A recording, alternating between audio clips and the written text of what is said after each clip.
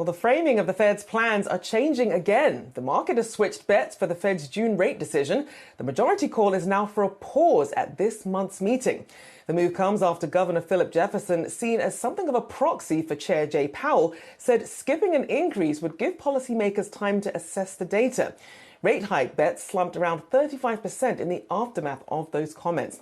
Joining us now is Kleo Curry, UBS Wealth Management Vice President. Thank you so much for joining us this morning.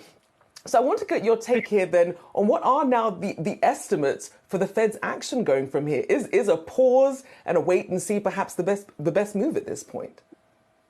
Sure. What we're seeing essentially is that there has been an increase on the Fed potentially hiking.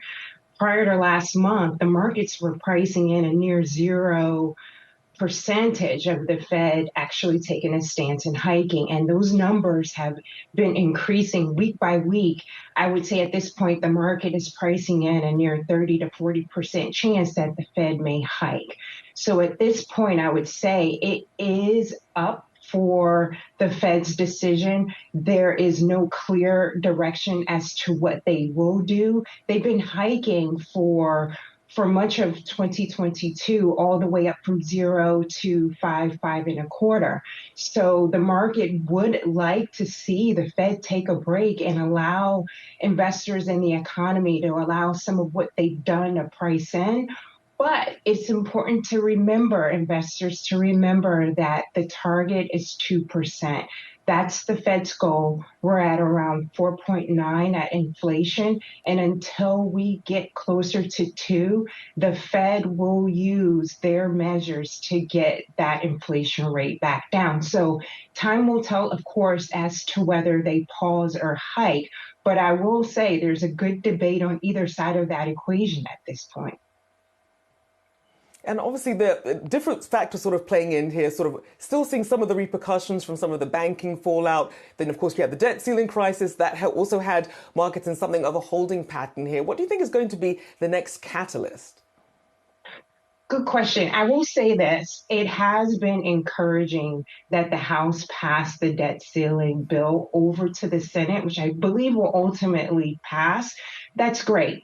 One of the things that remains true is that the markets price in worries and fears. And so I believe that we will get through this debt ceiling debate. The bill will pass over the coming days, and then the markets will continue to move on to the next headline news, which is we have a slowing economy that we're anticipating. We have sticky inflation, meaning it's not coming down in a straight line. So I believe between inflation and recession, once we get through this debt ceiling discussion, those are going to be the next things that are priced into the market, and investors will be listening for opportunities as to how to position their portfolios based on, number one, how the Fed chooses to react to the hikes in the coming weeks. And then also what we're also seeing in the labor market is a strong labor force at this point.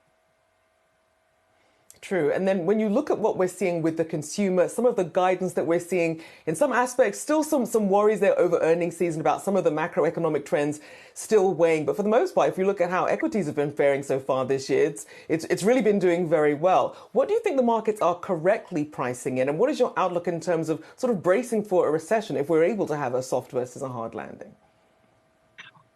The markets have been incredibly resilient this year. And it is important to be insightful as to what's driven those returns. The vast majority of the returns in the S&P have been driven by 7 mega tech companies. And so I do believe that it's important to be cautious within the tech space, and being cautious means selective. So if there is an allocation in the investor's portfolio to the tech space and they may be over allocated, it's a good time to reposition some of that, those funds in that sector over to the defensive consumer staples, utilities. Those are the areas that I believe are poised for growth. But in the event that the economy slows down, those two areas typically perform well. So there's opportunities there for people to be well positioned for this volatility. A big appreciation there. Thank you for joining me this morning. Kleo Curry, UBS Wealth Management VP. Thank you for your time.